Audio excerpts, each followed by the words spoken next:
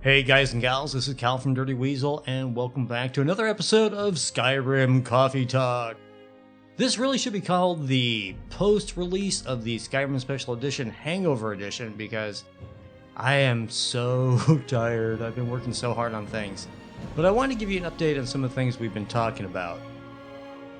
You know, the Skyrim Special Edition is out and we are playing it. Not playing as much as I thought I might be, but you can see in the background I did get some footage in and kind of playing with it a bit.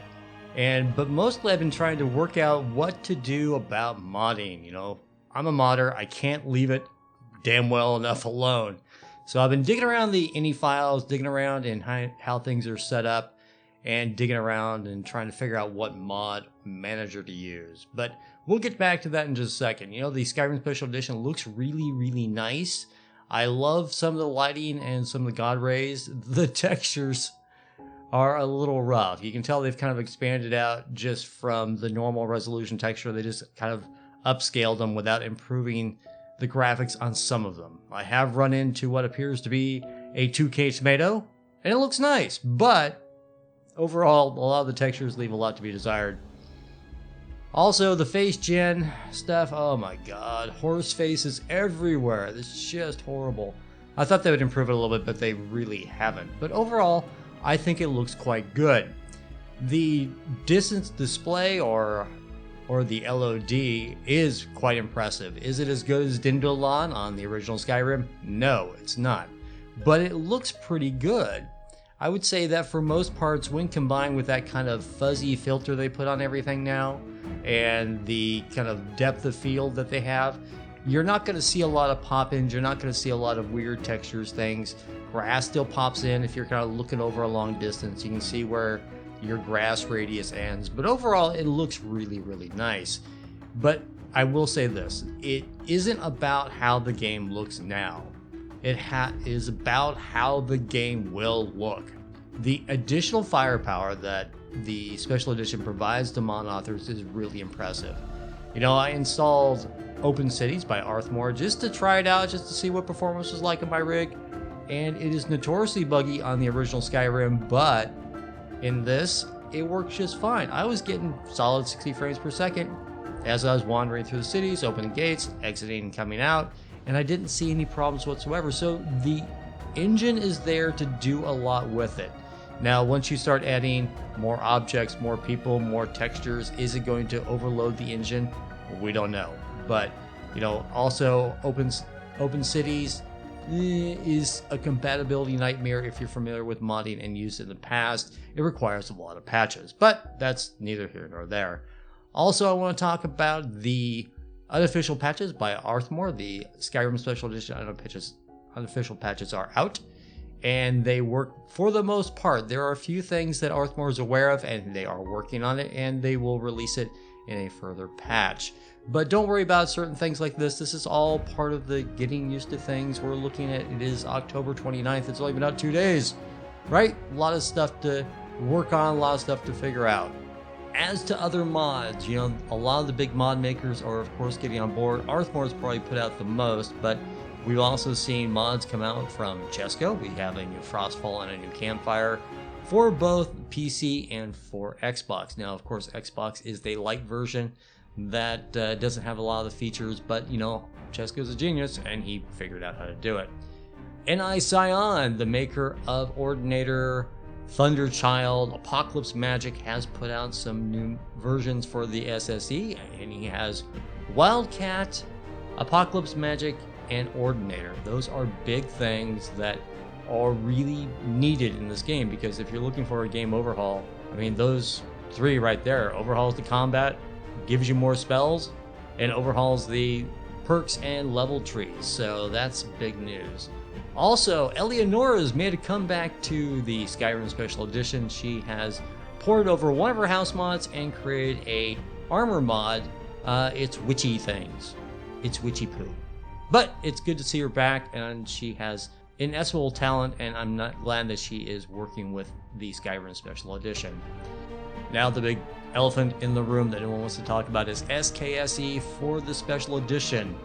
The SKSE Team has put out a statement. It appeared on the Skyrim Reddits Skyrim mod Reddit's page, and it's from BHippo, and it basically talks about what you can expect from the SKSE team going forward with this special edition. It's worth a read. I think that, it's nothing more than we've talked about before with what we can expect regarding the development of the new script extender for the special edition, but it's worth a read. It's worth, knowing that they are on it and they are working diligently to try and get it up and running. But there are some questions they have about Fallout 4 script extender and how far it goes in relation to the Skyrim script extender, and somewhere in between on where the development will go. But that's neither here nor there. We also have news from the ENB developer Boris, the infamous Boris. He's the guy who comes up with the coding for ENBs, and it is not as good of news considering when you compare it to the Skyrim script extender for SSE. Boris is not as optimistic about the possibilities of functions for ENBs going forward, because he's looked at the coding and he says that the new engine regarding lights and weather and those ambient effects are very, very similar to Fallout 4. So he's not as optimistic about it, and we'll just have to wait and see where development goes on this. I'll put a link to his statement on his ENB dev forum site, so you can, go take a look at that yourself and, maybe get involved with the conversation. Now, how are we going to mod it? Well, Nexus Mod Manager has been updated to support the special edition, and there is a long extensive post on that, and I will put up a link to that in the bottom. You can go get that. It is the newest version, 62.3 or something like that. You'll see it in a second when I talk more about mod managers. But that is a possibility. I would suggest going to get that if you're looking for a basic modding tool. Also, if you're familiar with Rybash was originally designed as a modding tool, and you can go ahead and use it as such if you're familiar with it, but a lot of people have forgotten how to use it as a modding tool, but it does work very, very well for the special edition, so you can try that as well. Now, we'll talk about Mod Organizer 2. I had to hack it. I had to hack it a lot to get it to work. And I'm going to switch over to my desktop so you can see it. We have Nexus Mod Manager right there. We'll have it up and ready to go. You can see I've been playing with it, and this is the easiest way to do it. Of course, the limitations of Nexus Mod Manager. It doesn't have as much power. It's the version 63.2. If you see an earlier version, it will not work. This works for the special edition. But it does work. It works very well. If you're making a bash patch with the Rybash, I would suggest using that. I have it turned off right now. But some of the tweak settings are probably the ones you want to use. Instead of making a bash patch for these, I would go ahead and just use the tweak settings in a bash patch. You can set up a Discord message also. I don't know what that's about, but I'll figure it out later.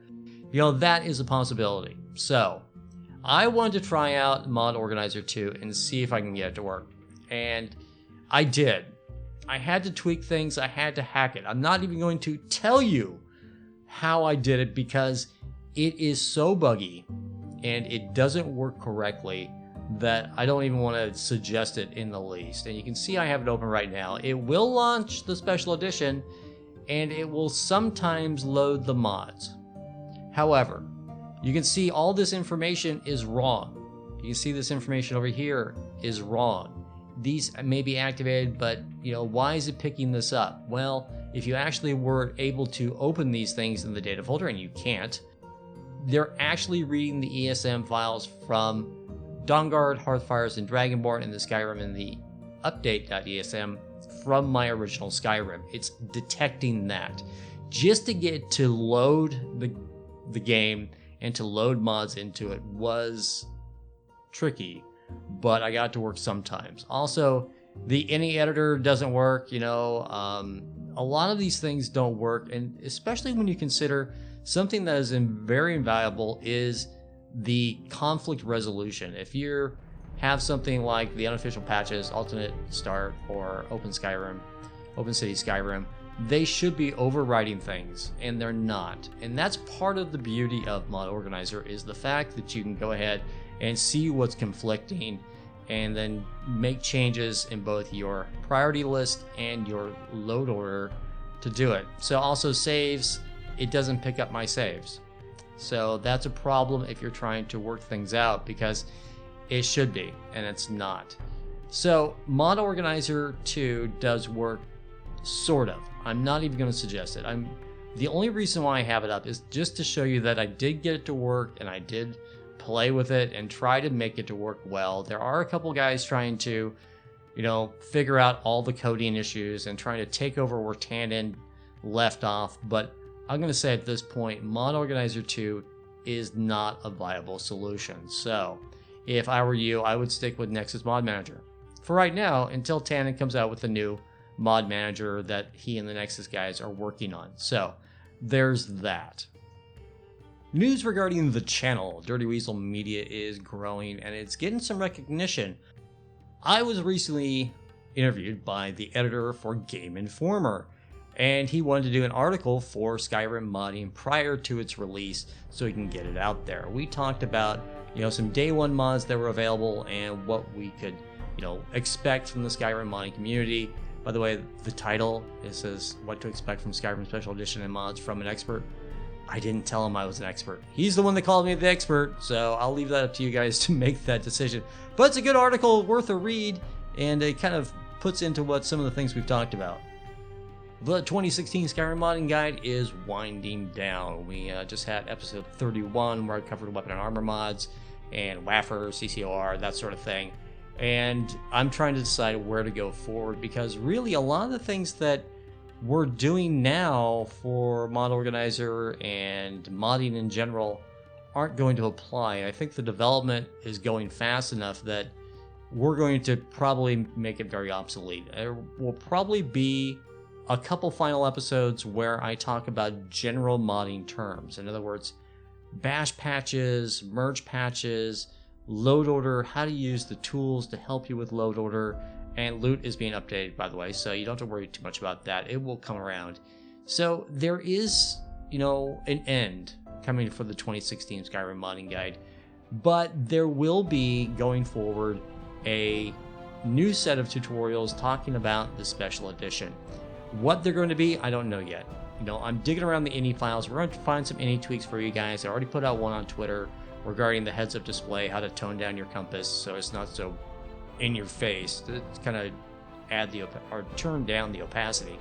But there'll be more stuff like that. Now, what we're really waiting for is this Skyrim Creation Kit, the SSE Creation Kit. It's coming next week. So hopefully once we can start getting that, I'll be able to move forward with other mod tutorials, and we're going to try and show you how to upgrade older mods that authors aren't going to convert over to the SSE, and how to do that in the Skyrim Creation Kit. But that takes more research, and I'll get back to things I'm doing with the Skyrim Creation Kit right now. Now, here's an important point. You're going to see a lot of mods come up on the Skyrim Special Edition page on Nexus. Being that the Creation Kit has not been released yet, officially, except to the cool kids, and EnaiSaioin got a copy from someone else so he could start doing his because he didn't get the beta edition. You're going to see a lot of mods that have not been run through the Creation Kit properly, in my opinion, and then tested in the Special Edition. I would use extreme caution on adding any mods that don't have the correct run through on the Skyrim Creation Kit, because it could cause huge issues with your save because you're putting data in that you don't know is used correctly. Just be aware, use your informed knowledge about modding, and some caution is warranted on this. The development of Skyrim short stories is continuing. My collaboration with Couchwire has been very, very fruitful, and we've got some great ideas. We're laying out story ideas. I've finished my load order for the game.